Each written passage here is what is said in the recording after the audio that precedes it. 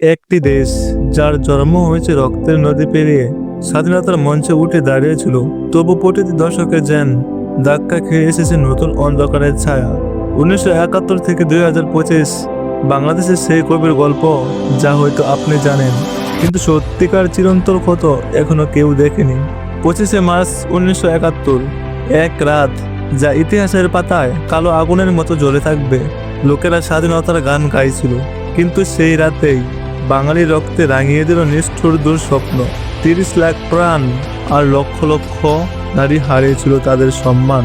বিজয়ের পতাকা উড়াল দিল স্বাধীনতার স্বপ্ন, কিন্তু পেছনে রেখে গেল ধ্বংসস্তূপ আর অশ্রু জলে ভেজা মাটি। স্বাধীনতার পর দেশ চেয়েছিল শান্তি, নতুন অধ্যায়, কিন্তু বাস্তবতা ছিল অন্যরকম।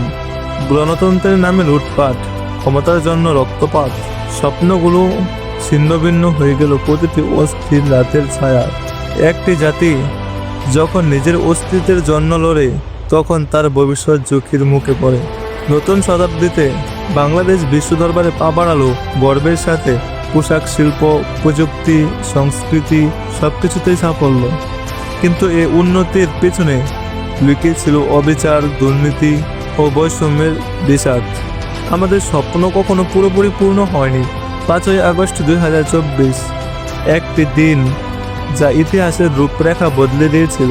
দীর্ঘদিনের শাসনের পতন, নেতাদের পাড়ি জমানো বিদেশে, নতুন সূর্যের অপেক্ষায় অনিশ্চয়তা। একদিকে আশার আলো, অন্যদিকে অনিশ্চয়তার গভীর ছায়া।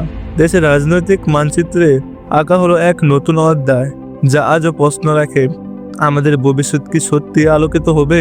2025 সালে জুলাই, এক মুহূর্ত যা ছিনিয়ে নিয়েছিল শত শত প্রাণ, বিপুল স্বপ্ন আর অগণিত পরিবারকে দিয়েছিল গভীর সুখ। সরকার বলল দুর্ঘটনা, কিন্তু জনগণের মনে রেখে গেল হাজারো প্রশ্ন। আমাদের আকাশ কি সত্যি নিরাপদ, অথবা এই মেঘের আড়ালে লুকানো আছে দেশের অন্ধকার ইতিহাসের আরেক অধ্যায়? 54 বছর, এক দীর্ঘ পথ, যেখান থেকে শেখা যায় এক জাতি যদি তার অতীত ভুলে যায়, তার ভবিষ্যৎ হারিয়ে যায় অন্ধকারে।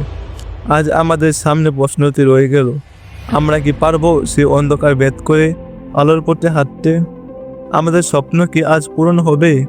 আপনি যদি বিশ্বাস করেন এই সত্য আরও মানুষের কাছে পৌঁছানো উচিত, তাহলে ভিডিওটি শেয়ার করুন, কমেন্টে আপনার মতামত জানান এবং আমাদের সাথে থাকুন ইতিহাসের প্রতিটি অধ্যায় জানার জন্য।